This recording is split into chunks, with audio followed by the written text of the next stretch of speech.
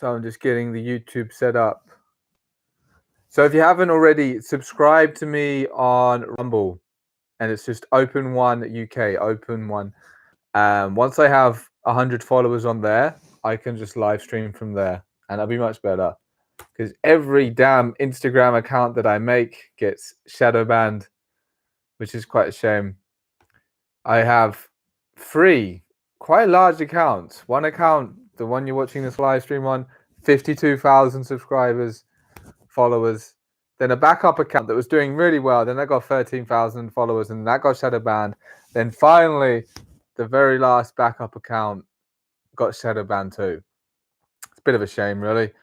But that is Instagram for you. So head on over to Rumble. Once I have 100 subscribers there, I can live stream there. And so far, out of all of the alternative video platforms, this one seems pretty damn solid. So definitely the way forward, I would say. Rumble.com, user Open1 UK. Maybe I'll just put that in the chat there, and you guys can come follow me over there.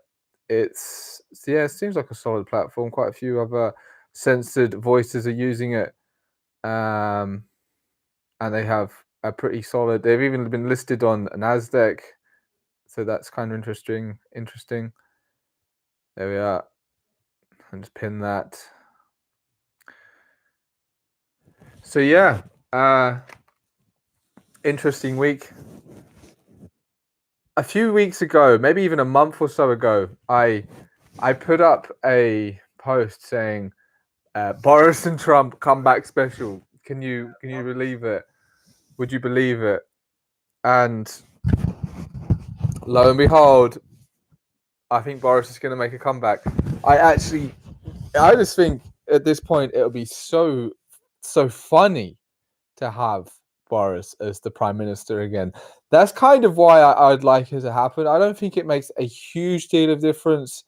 Or it could do. It depends on how corrupt the whole system is. And, most of us here sort of go with the narrative that it's pretty damn corrupt. And I can see that to an extent, but then I've also seen enough of this world and this reality to at least put out, or at least have the perspective that it's not one overriding control system, or they don't have complete control.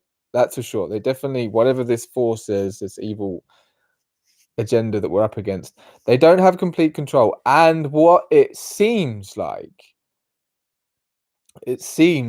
there are multiple warring factions that's happening here. Open1 on Rumble, it's literally just it's literally just Open1. You just write Open1 UK, Open1 UK, open the number 1 UK, and you'll find me on Rumble.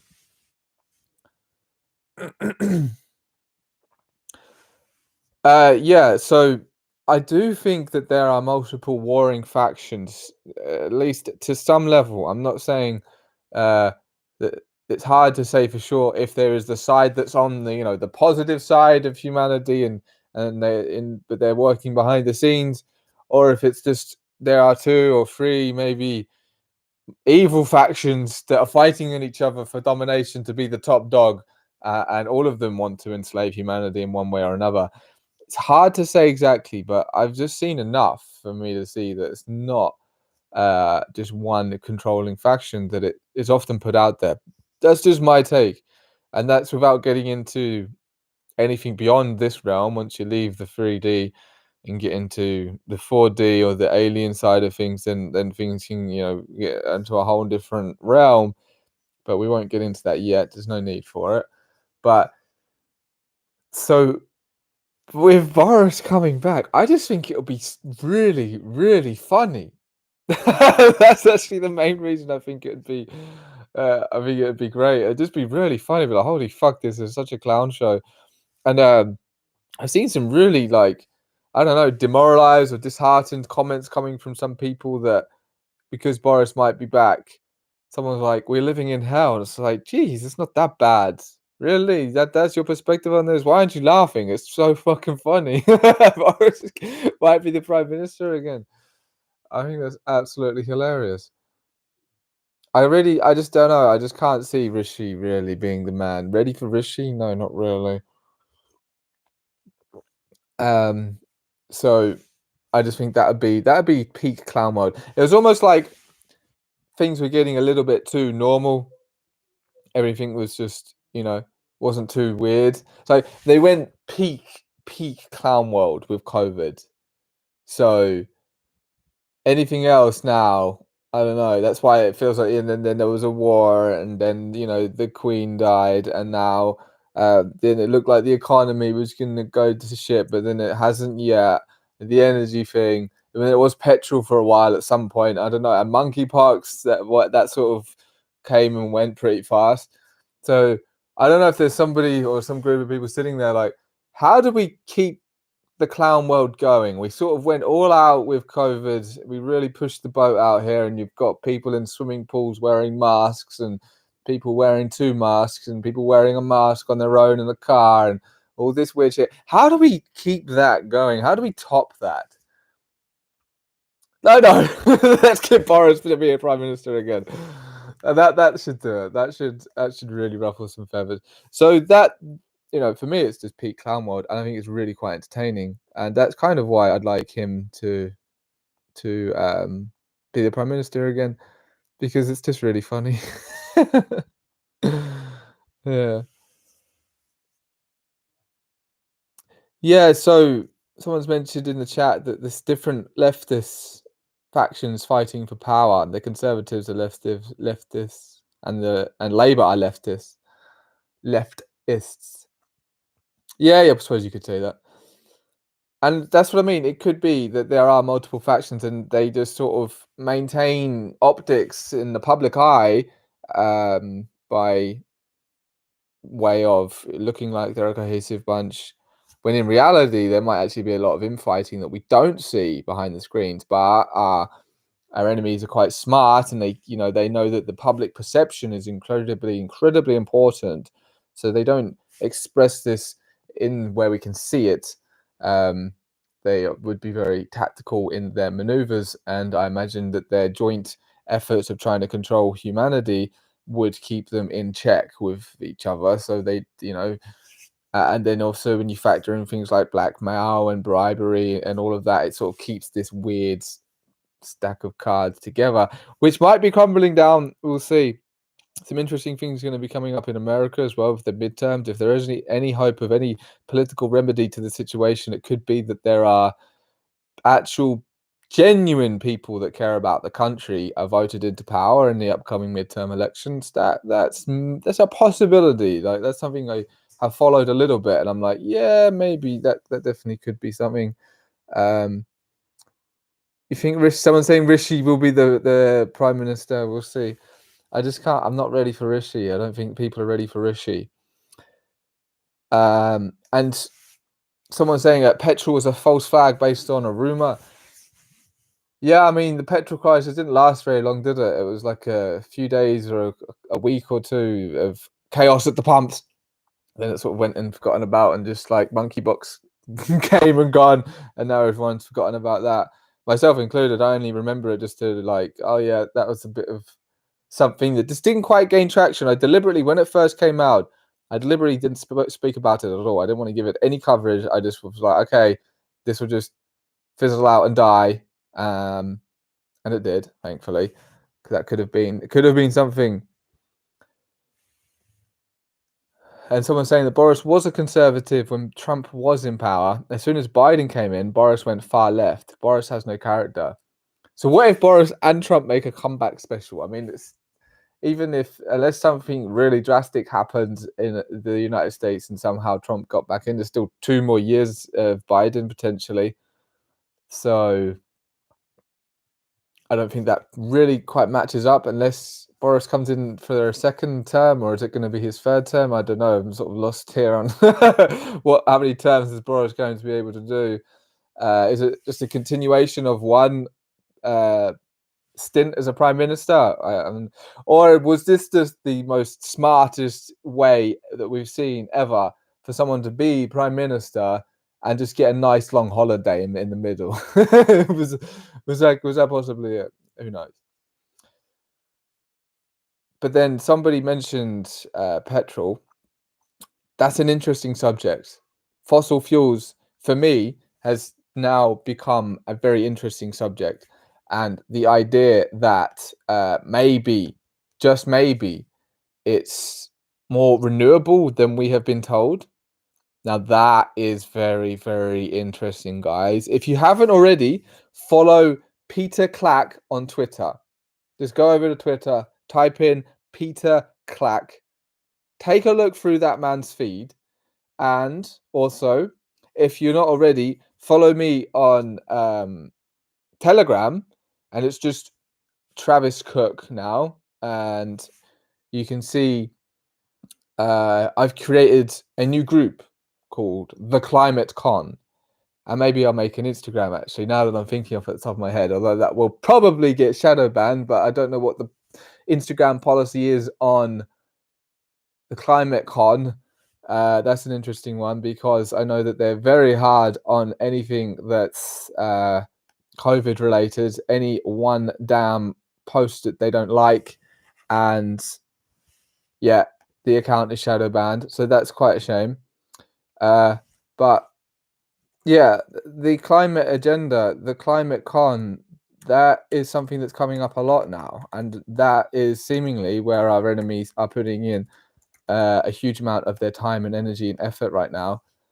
And so that is something that I think I'm going to be focusing a lot more on, at least in the near future. It's just fascinating, really. You know, I sort of go where my interests take me, and this was definitely something that was like, wow, okay, could 1 second. Could could oil actually be kind of renewable? Now, if you go onto Telegram and you'll see the Climate Con group, you'll see that there is a book that I've posted on there. You can read most of it online for free through Google Books, but if you search elsewhere, you can find the PDF, or you could buy it, of course. And you can see that this book is suggesting that actually petrol is a lot more renewable than it's given credit for. Now that'd be really, really interesting, don't you think? Imagine if it is. Imagine if that is one of the big lies, that oil actually is kind of renewable. I wouldn't put it past the enemies to do that.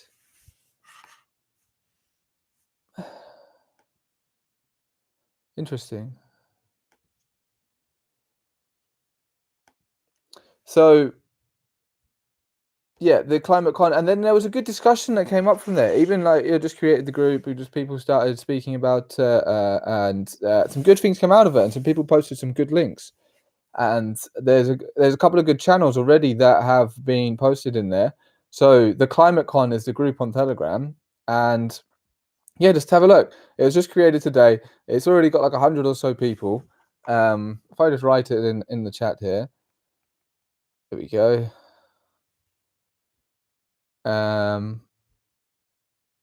Yeah, and you can follow on there and see what you think, because I think there'll be some people that are here right now that might actually believe in the um okay, in what the official narrative is on climate. That'd be interesting. So someone's saying in the chat, I read that Rockefeller coined the term fossil fuel. It's all made up. Yeah, well, maybe it is, you know. Just give me 1 second. Yeah, so really, like when you realize how much these people will lie, would it be such a surprise that they would do that? I don't think so. I wouldn't be surprised if they made the whole thing up. That actually the idea of fossil fuel is completely incorrect, and maybe it is kind of renewable. Do you think they'd do that? I think they'd do that. I don't think it would be beyond our enemies to do such a thing.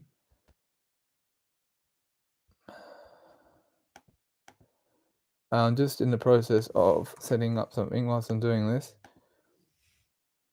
There we are.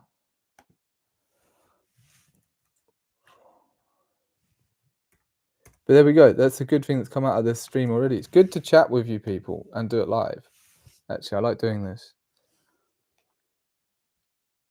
Boom. Yeah, so there's the idea of CO2. Now, this is a biggie. This is a real biggie. CO2. Is CO2 actually bad for the environment? Now, that is a really, really good question. And that's something that I'm going to look into a lot more. But I'm seeing from a few different sources now that actually CO2 is really good for the environment in the sense that it makes the earth greener. Plants grow faster. There are actually record crop yields happening because of the fact that CO2 is increasing. And I was reading this and listening to something, and I'm like, what? CO2 could actually be good for the environment? They're so against what we're told in the mainstream narrative. And because it's so against what we're told in the mainstream narrative, I'm like, intuitively, I'm like, ha, maybe, just maybe you're onto something here. So I'm going to look into it quite a bit more before I can really confidently, say, hey, look, CO2 is actually good for the environment, and it's a complete lie. Like completely, it's a completely backwards inversion of the truth.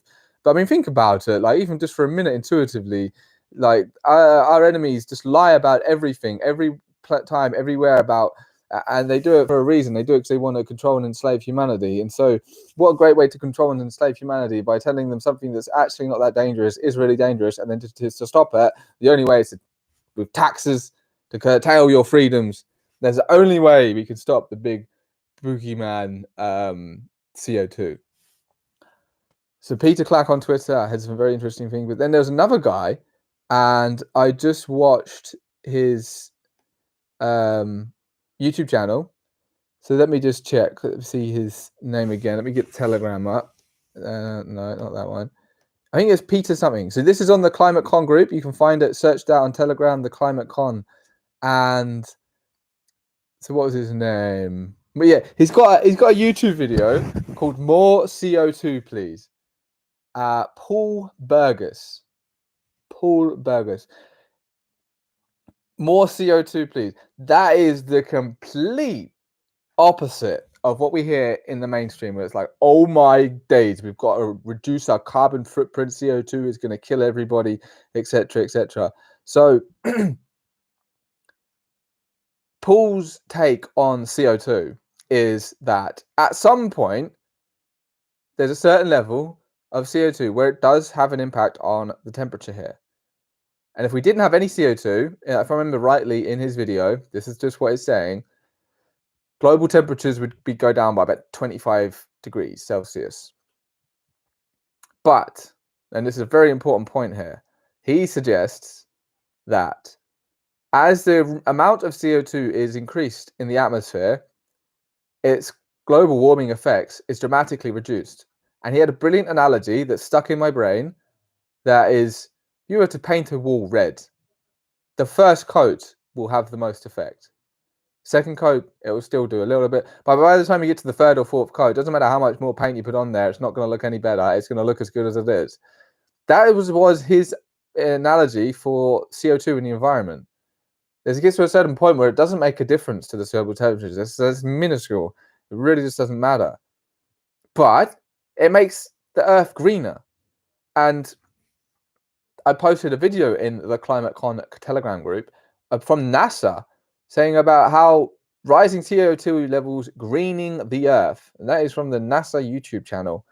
And I'm just like, well, that sounds like a good thing. Well, surely, as humans, we'd want a greener planet.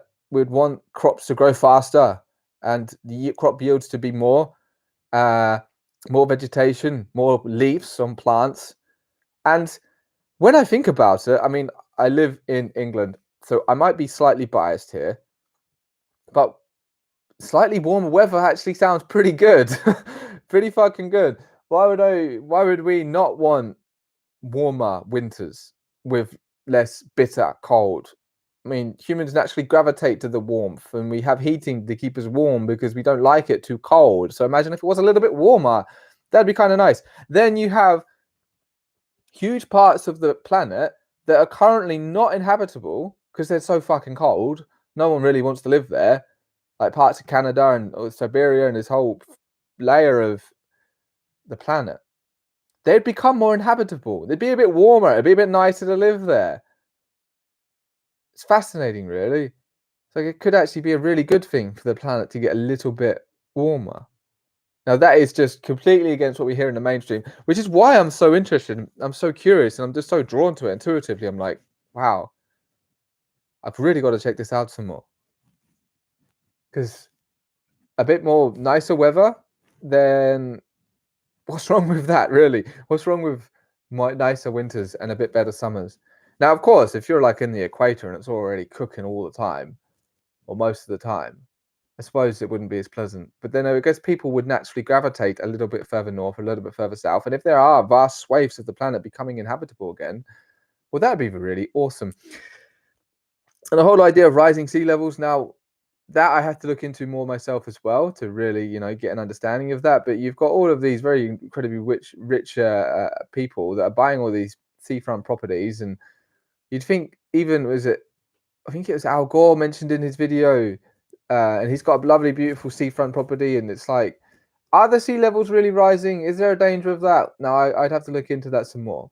But what I am really driving into and really sort of getting into is one, I think oil might actually be kind of renewable, and two, CO2 might actually be a really good thing for life here. So, how about that? Okay, somebody's put in the chat. Before 1895, oil was classed as a mineral until J.D. Rockefeller intervened. Now, I'm going to have to write that down and check that one out because that's new for me. How about you guys? Anyone else heard of that before? Was classified as a mineral. Okay.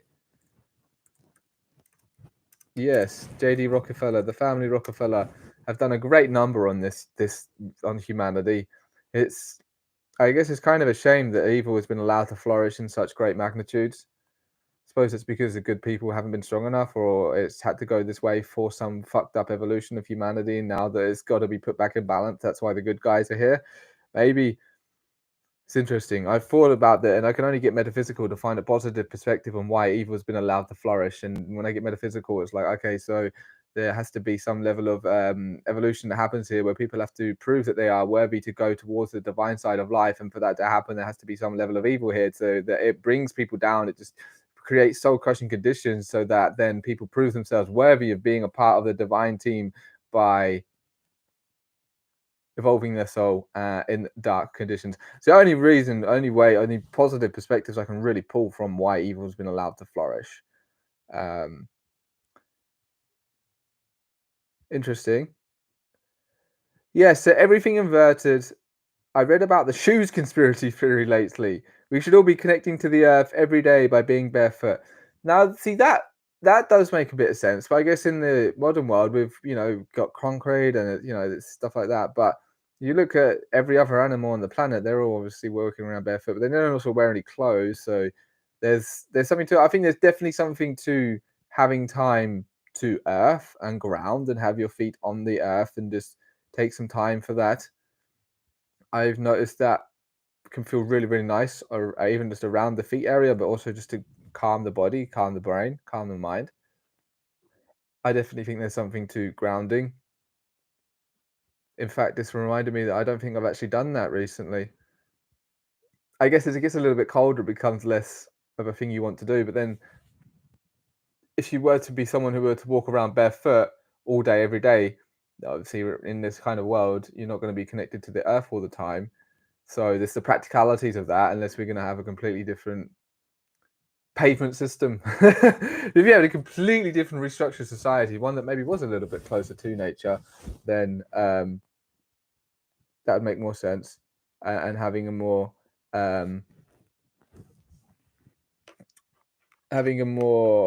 in touch with nature society.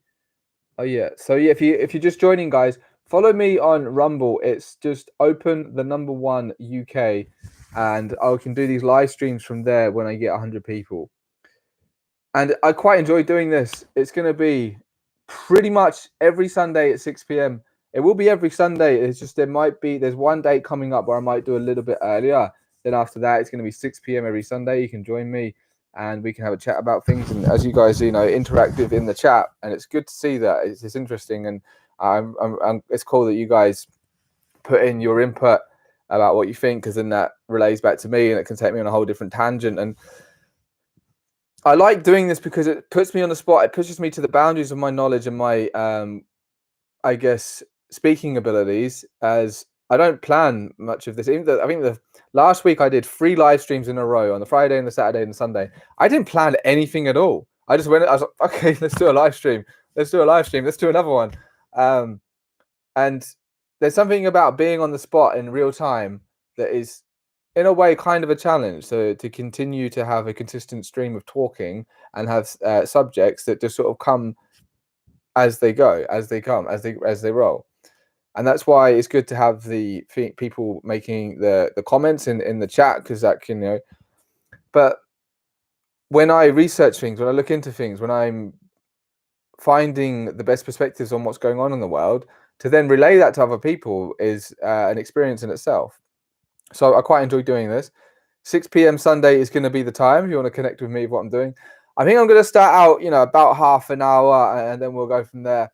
In the future, it could be something that I bring other people on, and I could even do, like, because obviously I do my podcasts, right? But that's recorded, it's not live. It could be in the future, which would be kind of cool, right? To have it live and I bring people on and it's all an experience like that. I don't know about doing that through Instagram itself. That might be a Rumble job, or I'd have to look into some other streaming software to see exactly how all that goes down. But I need 100 subscribers on Rumble anyway before I can even start to look into that, because I don't, for obvious reasons, it just feels kind of pointless to try and build a platform, a following on YouTube, really. If you want to speak about anything that's outside the mainstream narrative, YouTube just seems so fucking pointless. It's just like, why even bother trying to build a following on there when, like that, your account can just get disappeared? I mean, it's kind of like that with all the big platforms, I suppose, but at least with Instagram, they've just shadow banned me, which is kind of frustrating, I have to admit. And I imagine how many people I would be reaching if I wasn't shadow banned. And I don't know, maybe there'll be some divine grace somewhere that will unshadow ban these accounts one day. I'll hold on to that, but I won't be sitting around for that. And that's why we have alternatives like Rumble. Thankfully, like, alternatives exist, and they are getting quite, popular. Someone's wrote in the chat that more CO2 means plants produce more oxygen. Now that's interesting. I'll have to look into that one specifically, but that does kind of make sense. English people are much happier when there is sunshine. Well, that is absolutely true, obviously. But the thing is, right, having lived in Australia, having been there for a year, it's sunny there all the time. Like, it could literally be weeks and weeks, it won't rain at all. And at some point, you're like, I just really want it to fucking rain now. Like, I've had enough of the sun. I just don't care anymore. Yeah, it's sunny, great. Or it's just, and it's, really hot, like it's piercing. And you do sort of get used to it. And personally, I never wore any sunscreen. I spent 1 year in Australia, 2 years in New Zealand.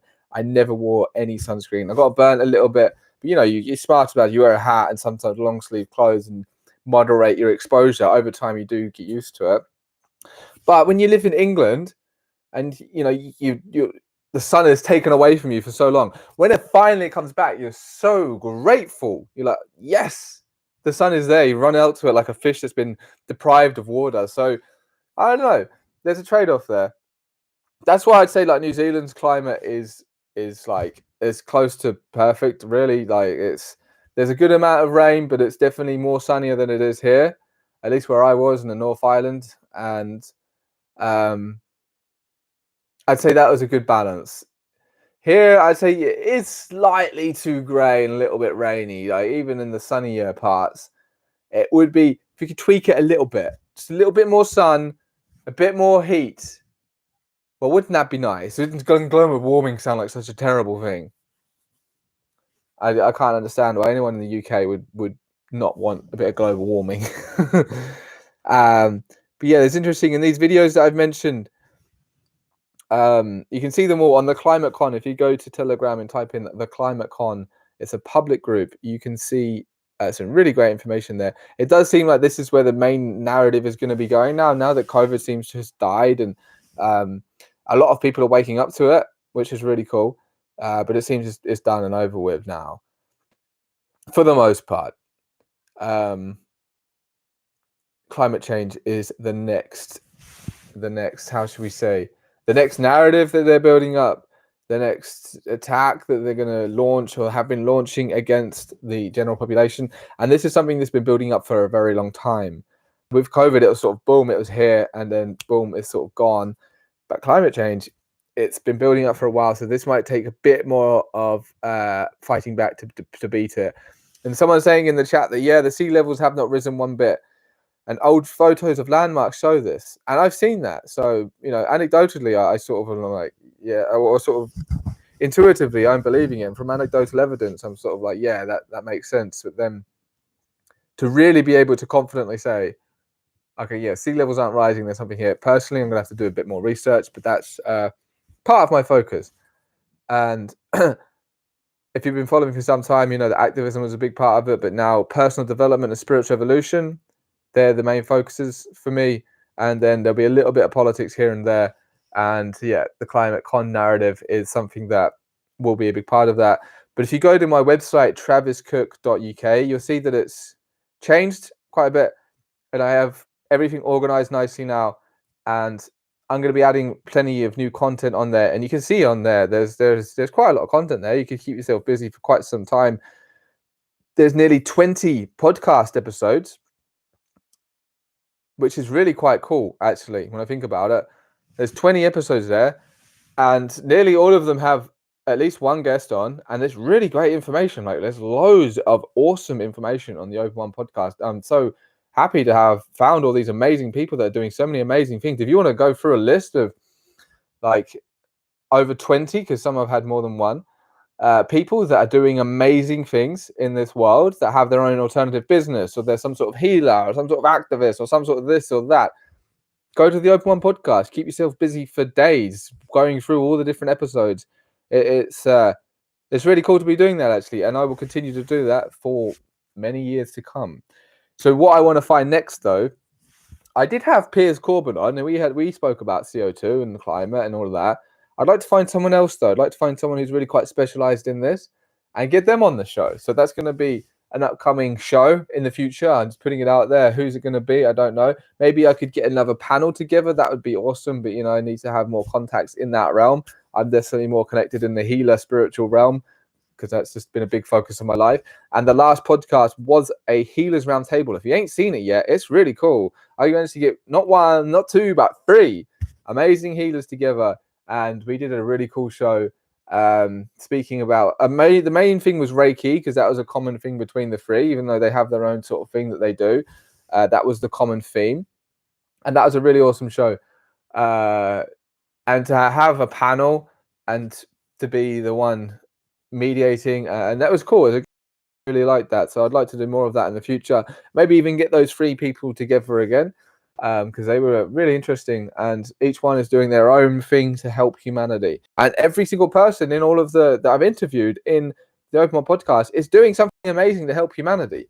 I have had there's no messing around on the Open1 podcast. If you want empowering spiritual information, or empowering activists, or empowering people in general that have a good mindset and are doing good things for humanity, go to the Open1 podcast. You will see 20, we're on 19 episodes. The next one is going to be 20 episodes. That's quite a few. There's quite a lot of people. And if you want to be inspired, you want to see what the best of the best, in my opinion, of humanity are doing, go to the Open1 podcast, see what these people are about, see what they're talking about. And it'd be good to have another climate con one. So let's go through some of the messages here. Let's have a look through. Someone's wrote, many ancient souls are here now for these times. And I would agree. In fact, I would actually agree with that. My understanding of this reality and reincarnation, I think some of the best are here right now, because the evil has been so grand and so powerful that it really would take a lot of positivity to counter that. And just to make sure the job gets done, there's going to be a lot of really positive, old, evolved souls here that are here for a mission of helping humanity evolve in this time of transition. I'd resonate with that. I'd resonate with that, definitely. Let's have a look through. Yeah, someone's mentioned grounding again. Negative ions are much needed. Yeah, I can sort of intuitively get behind that. Someone's saying they love my vibe. Oh, thank you, Lance. Thank you very much. Last week, just saying, someone wrote Alpha Neo, and I was just like, okay, I'll take that. I was on a vibe last week, though. This is a little bit more chill, but there's still good things coming through. I was really buzzing last week. So Haley's writing in the chat, so much brainwashing going on. They are desperate for us not to wake up. That is so true. They are terrified. It's like there's a control system. There's people that have some control over humanity, and they're so terrified of losing it. They're trying everything that they can do to stop humanity from evolving too quickly spiritually. Because if they didn't, they'd lose control. They really would. That's why there's so much effort put into the media. There's all these different media organizations out there. So much time and energy and effort every single day is gone into just trying to stop humanity from waking up, but it keeps seeming to wake up and evolve and grow. So they're like, oh fuck. Well, that's the battle. That's the game. And is it going to be that there's all of us wake up? I don't think so. I mean, I'd love for that. I'd love that if like 90% of people just woke up and got it. Then we really would be in an awesome situation. But I think more likely it's just going to be enough of us. There'll be a certain percentage of us that will wake up, and it'll be like, okay, fuck this. I'm not going along with this. I'm going to make decisions that go against this agenda. I'm going to empower the people that are, freedom loving. I'm going to buy products from freedom loving people. I'm going to support freedom loving businesses. I'm going to make freedom loving decisions. I'm not going to comply. I'm not going to buy into the fear. I'm going to live a life of freedom and happiness, and fuck your control system. And you see the desperation of when they ban and censor certain people. And what actually happens when they do that is they generally cause a huge amount of attention to go onto these people. It's like, why did they get banned? I want to look. What's going on there. Yeah, let's have a quick flick through, see if there's any more comments. Okay, someone's saying that apparently Project Veritas caught CNN saying that after COVID they would be pushing the climate change agenda. That's interesting. I haven't seen that clip specifically. I wouldn't be surprised though. Hey, wouldn't be surprised because there's a script here that's being followed. Someone's made a good point. I wonder what the climate was like before each ice age. Right? That's a very good point. It's the climate. If you look at the long graphs, and Peter Clack on Twitter does a great job of this. Look at the long graphs, and you'll see that actually the Earth's been getting generally colder over time, and how that probably won't be a very good thing for humanity if it does get colder. It's not good. We like it a bit warmer. But yeah, you look at the long graphs and you see, you'll see there. Attuned to, nice. Okay, there we go. I'll just quickly flick through. Climate change is utter rubbish. I couldn't put it any better myself, Lewis. Absolutely. There we go. Oh, yep, someone's confirming. I think somebody's confirming that the Project Veritas clip. Yeah, I'd like to see that. Wouldn't be surprising, hey. So okay, guys, the climate change narrative isn't really working anymore. The people they don't seem to be going for the boosters. I think we've really rinsed this one. What do we do next? How can we try and enslave humanity next? What can we do to try and take away their power? Because it looks like they're getting too powerful, and if we don't do something, they're going to just realize they're getting fucked over, and they might create a better harmonious society without us and realize they don't actually need us. Quick! Climate change, quick, do something, I don't know, carbon tax, something, CO2 is bad, I don't know, oil isn't renewable, make everybody believe oil isn't renewable and that they have to pay for something, they think make them believe it's a scarce resource when in fact it's actually really, really, really abundant. That should do it. Oh, they're so fucked, Dave. The whole narrative is built on a house of cards. And it would be amazing to see it all crumble and fall down. But I don't know. I don't know if we're going to see a full-blown victory for the positive beings here, or if it'll just be that to transcend this matrix in some way, shape, or form will just be a bit easier. The pathway will be a bit easier. I know that's part of my role here is to create a pathway or help assist in the transcending of the mental matrix in the mind, help people getting more empowering belief systems and realizing how powerful they are and that they don't have to comply to this control system, and be an example of that and what can happen when you live a life like that, and how the closer you get to the divine, the more guidance you get and the more beautiful and amazing reality can be in pretty much every single way. And I mean, you still get challenges that are still difficult in some ways, but then you just have this overriding divine guidance and life can be truly amazing, and amazing things can just sort of happen. And you're like, wow, that's just magic, you know, and you're sort of taken care of in this beautiful synchronistic way. And that is aligning yourself with the positive side of creation. So guys, that's been 40 minutes now. It does quite fast actually, especially when you get into a flow. But it's nice to chat with you guys, when especially you guys are putting comments in the live. It's really quite stimulating to have that, and I really do enjoy these live streams. So catch me again 6 p.m. every Sunday. There'll be one Sunday next month where it's slightly different, but other than that, yeah, 6 p.m. every Sunday. Vibes with T.cook. We can get into all sorts of different subjects, especially when someone puts a comment in there. It can take things on a completely different tangent. I'm going to have some material, like just a couple of subjects in my mind prepared, and whatever I'm experiencing and going through, I will bring it into the live stream, because I'm always learning and growing and looking at new things and contemplating, thinking new perspectives and all of that, all of the overriding mission to help humanity evolve, to empower people. That's why I'm here. And you can find all of the material that I write, the videos I create, the podcasts that I record on traviscook.uk. So just head over to my site. You can find all the material. Thank you, Lance. I will. And you too, bro. And big love to everybody here. And I'll see you next time, 6 p.m. Sunday.